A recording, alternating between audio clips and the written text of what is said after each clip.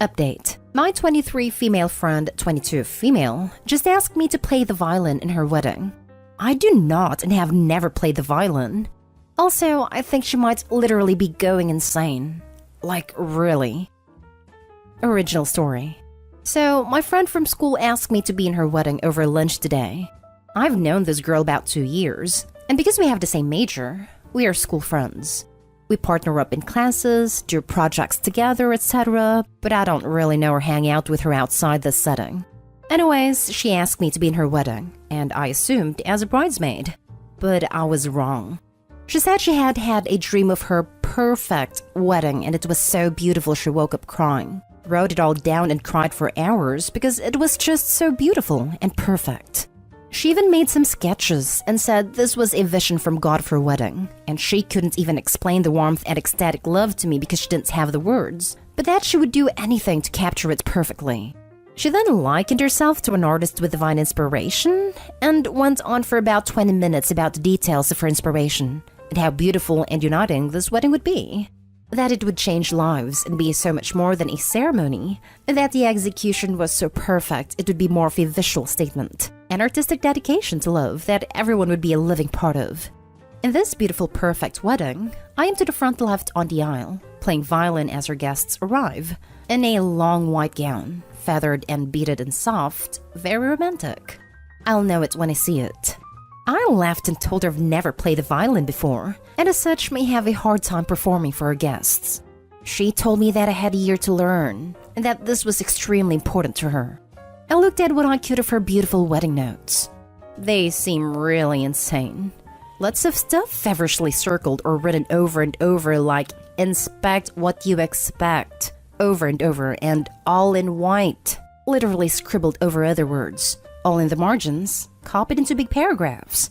The part she showed me of my role just said my name. Violin, soft and complex, beautiful and intricate, a concerto. Lots of detail. Wow, the guests. I don't know how to play violin at all. I've literally never touched one.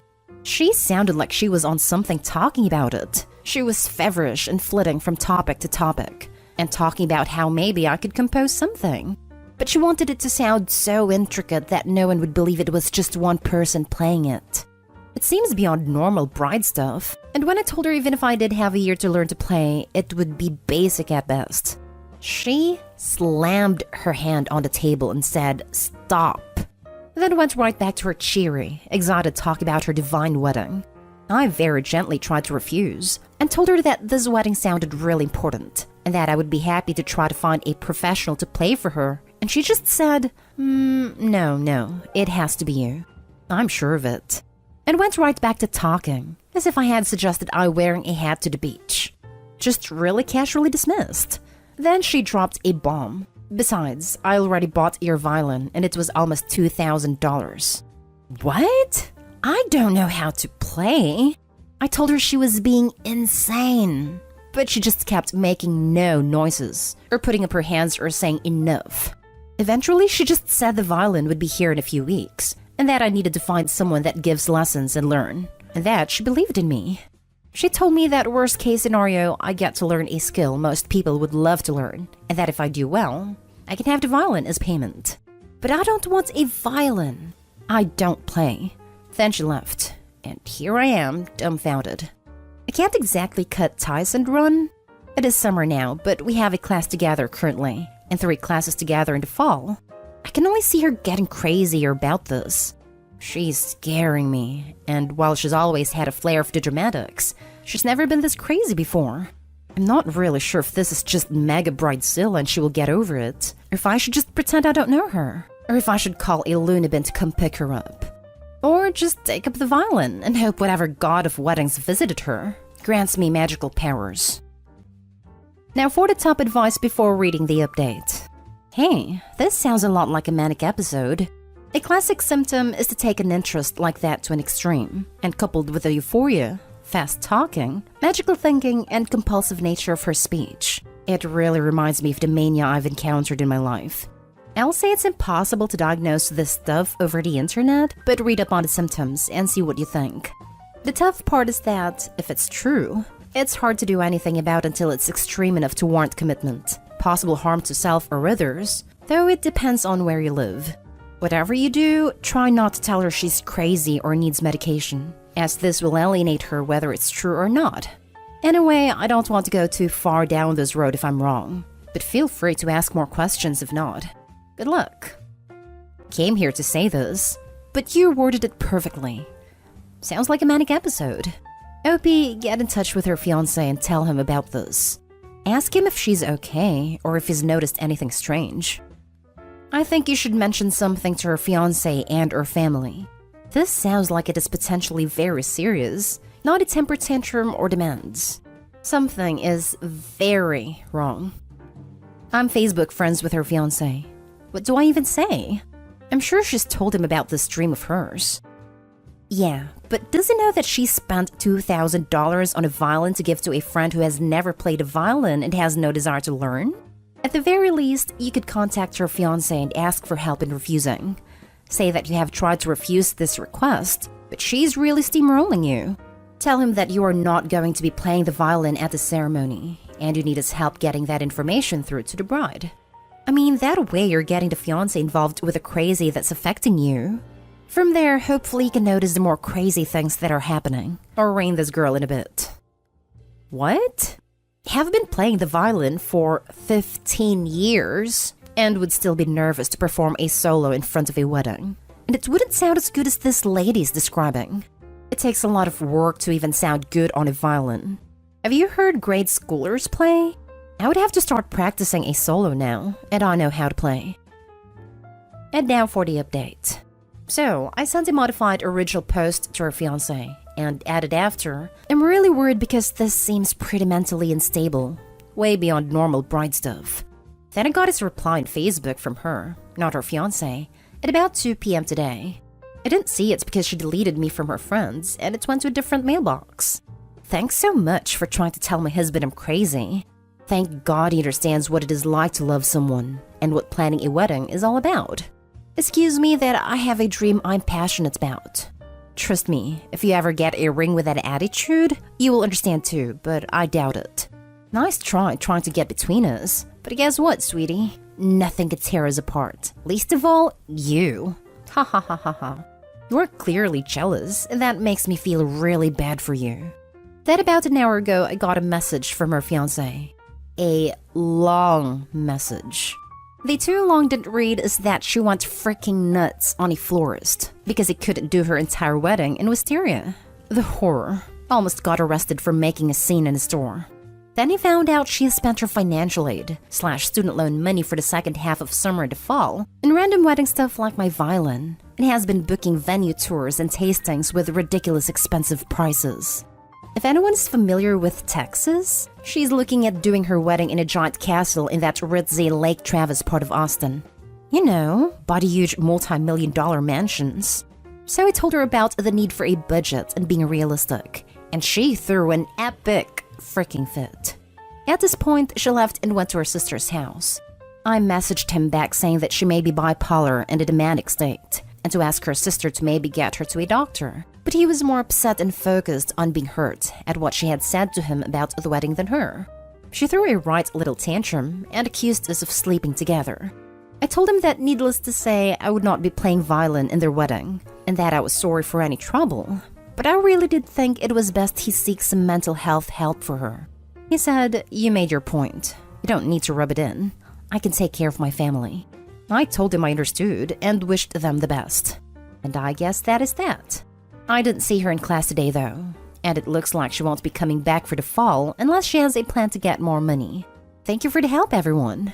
I really did appreciate having a few hundred friends in this. The husband-to-be is still absorbing new information that he is reluctant to absorb. His best case scenario is that she is reckless bridezilla. He may want to be in denial with that for a while. I wouldn't be surprised if the OP gets messaged later confirming the bipolar diagnosis. I would be totally surprised if OP gets messaged later, but I would not be surprised with a bipolar diagnosis. You made your point. You don't need to rub it in. I can take care of my family. It sounds like he's still taking what OP said personally. Almost like he thinks she's being sarcastic instead of genuine when she says she needs medical help. Wow. Well, good on you for trying to reach out to the fiancé. Now that he is informed, how they deal with it is up to them. I think you can walk away with a completely clear conscience. And don't take her jab personally. You know she's not all there right now. You did great. OP, thanks for the update. Hey, I'm redoing my garden and would like a full-size replica of the Taj Mahal as a centerpiece. I can get some stones if you can Google architecture. I'd like you to build it for me. If it's not too much, of course. By next Wednesday.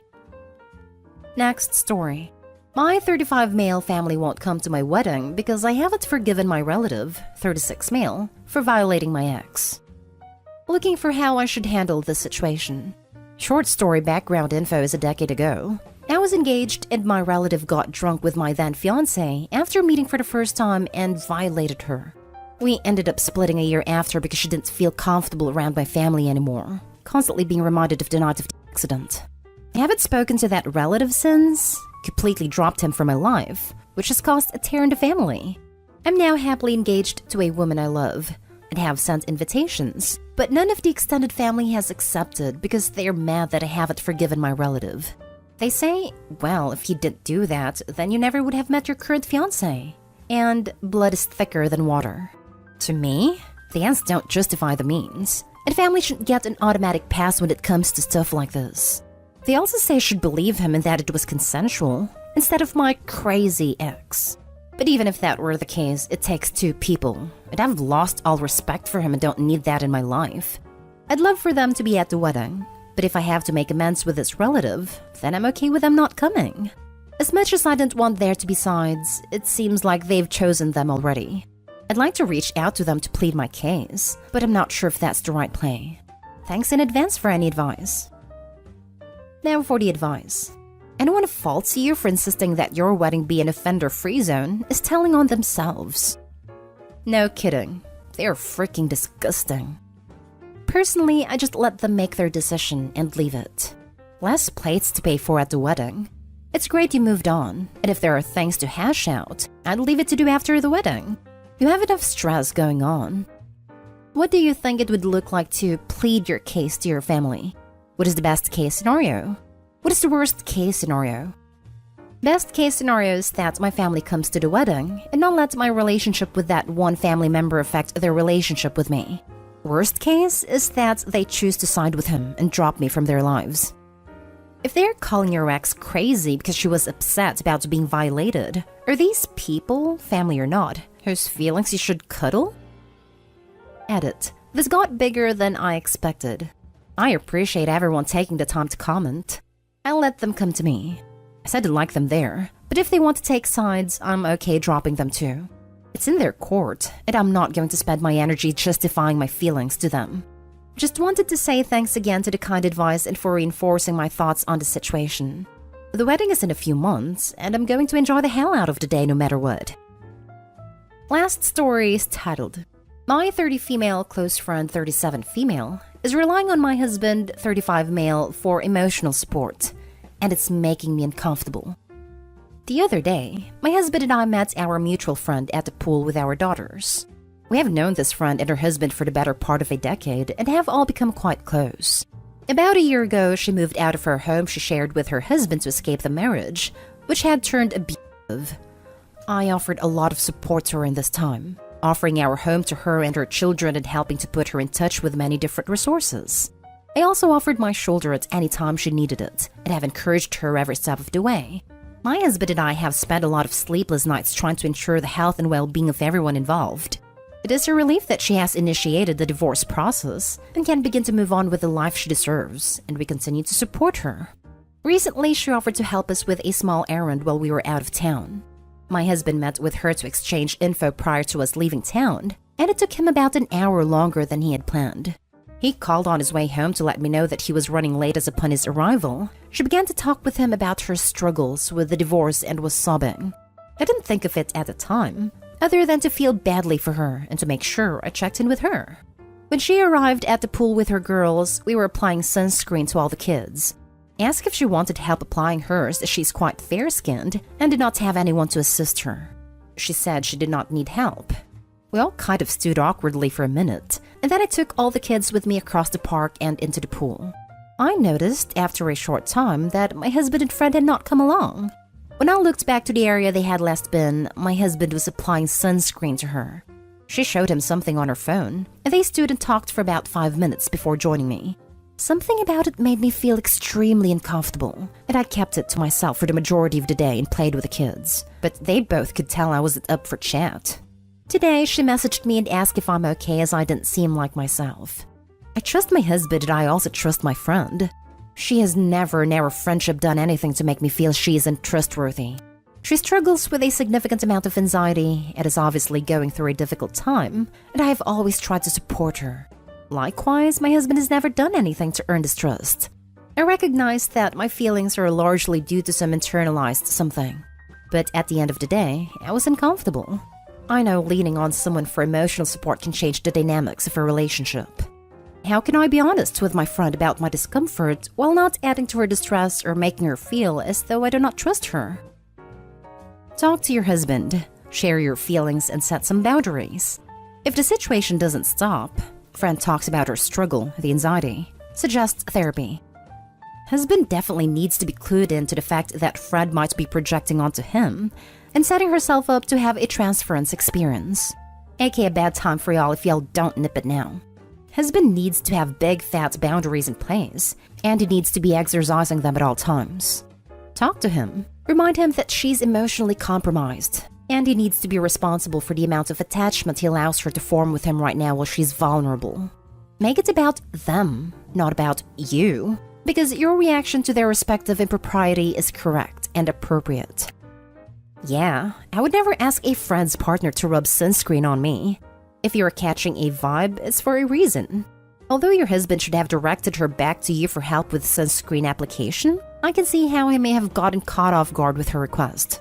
What makes these kinds of situations annoying is that people will downplay the inappropriateness and act like it's no big deal because it's just sunscreen, or I was just in a bad headspace and he happened to be there to help me. But in my opinion, this is how the inappropriate friendships start, with the little stuff. I've seen friends make really poor judgment calls when they are going through divorces or other difficult life events. She should probably be talking to a therapist if she isn't already. If you aren't comfortable calling her out on the sunscreen and emotional support thing, then come up with a plan with your husband on how to handle her in the future. He needs to set some boundaries with her. Personally, I don't think you should ignore your gut feeling here. I had a close friend like this who I helped after her marriage ended, etc. I was rewarded by her and my husband, now ex, having an affair. I'd mention it to both of them how you felt, but be wary.